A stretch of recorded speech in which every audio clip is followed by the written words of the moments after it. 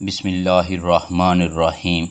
حضرت علی علیہ السلام کی زندگی کے مختصر حالات۔ آپ رضی اللہ تعالیٰ عنہ کا اسم گرامی علی ہے اور کنیت ابو الحسن اور ابو تراب ہے۔ آپ رضی اللہ تعالیٰ عنہ کا لقب حیدر ہے۔ آپ رضی اللہ تعالیٰ عنہ کے والد ابو طالب اور والدہ فاطمہ رضی اللہ تعالیٰ عنہ بنت اسد ہیں۔ آپ رضی اللہ تعالیٰ عنہ رشتے میں حضور نبی کریم صلی اللہ علیہ وآلہ وسلم کے چچا زاد بھائی اور داماد بھی ہیں۔ حضرت علی رضی اللہ تعالیٰ عنہ حضور نبی کریم صلی اللہ علیہ وآلہ وسلم کی پیدائش کے 30 برس بعد مکہ مکرمہ میں پیدا ہوئے۔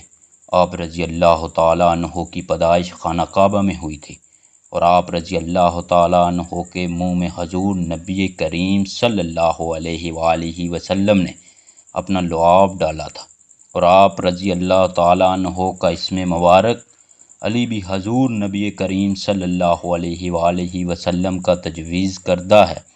حضرت علی رضی اللہ تعالیٰ عنہ کے والد ابو طالب چونکہ کثیر العیال تھے، چنانچہ آپ رضی اللہ تعالیٰ عنہ کی پرورش کی ذمہ داری حضور نبی کریم صلی اللہ علیہ وآلہ وسلم نے سنبھال لی، اور یوں آپ رضی اللہ تعالیٰ عنہ نے کاشانہ نبوت اور آغوش نبوت میں پرورش پائی۔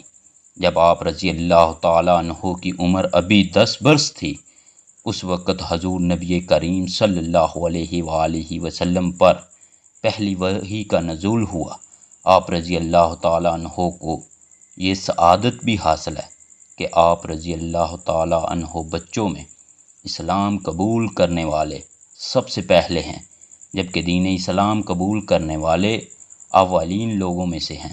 حضرت علی رضی اللہ تعالیٰ عنہ نے دین اسلام قبول کرنے کے بعد اپنی زندگی دین اسلام کی ترقی و ترویج کے لیے وقف کر دی، اور ہر مشکل و مصیبت کی گھڑی میں حضور نبی کریم صلی اللہ علیہ وآلہ وسلم کے شانہ بشانہ کھڑے رہے۔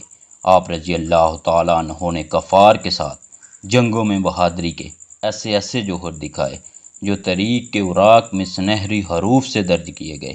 حضور نبی کریم صلی اللہ علیہ وآلہ وسلم کا فرمان ہے، جس نے علی رضی اللہ تعالیٰ عنہ سے محبت کی اس نے مجھ سے محبت کی، اور جس نے علی رضی اللہ تعالیٰ عنہ سے دشمنی کی اس نے مجھ سے دشمنی کی، اور جس نے مجھ سے محبت کی اس نے اللہ سے محبت کی، اور جس نے مجھ سے دشمنی کی اس نے اللہ سے دشمنی کی۔ حضرت علی رضی اللہ تعالیٰ عنہ حضرت سیدنا عثمان غنی رضی اللہ تعالیٰ عنہ کی شہادت کے بعد منصب خلافت پر فائز ہوئے۔ آپ رضی اللہ تعالیٰ عنہ کا دور خلافت فتنوں سے بھرپور ہے، اور آپ رضی اللہ تعالیٰ عنہ نے حضرت سیدنا عثمان غنی رضی اللہ تعالیٰ عنہ کی شہادت کے بعد کھڑے ہونے والے فتنوں کا سدباب کرنے کی بھرپور کوشش کی۔ آپ رضی اللہ تعالیٰ عنہ نے مدینہ منورہ کو شر پسندوں سے محفوظ بنانے کے لیے کوفہ کو مملکت اسلامی کا دارالخلافہ بنایا، اور خود اپنے اہل و عیال کے ہمراہ کوفہ تشریف لے گئے۔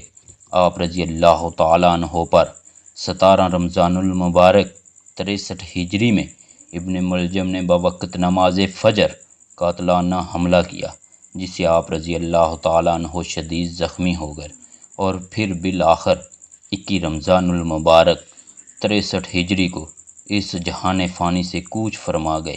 آپ رضی اللہ تعالیٰ عنہ کی نماز جنازہ آپ رضی اللہ تعالیٰ عنہ کے صاحبزادے حضرت سیدنا امام حسن رضی اللہ تعالیٰ عنہ نے پڑھائی، اور آپ رضی اللہ تعالیٰ عنہ کو دارالامارات کوفہ میں مدفون کیا گیا۔ ایمان کی تکمیل محبت ہے علی کی، واللہ عجب شوکت و عظمت ہے علی کی۔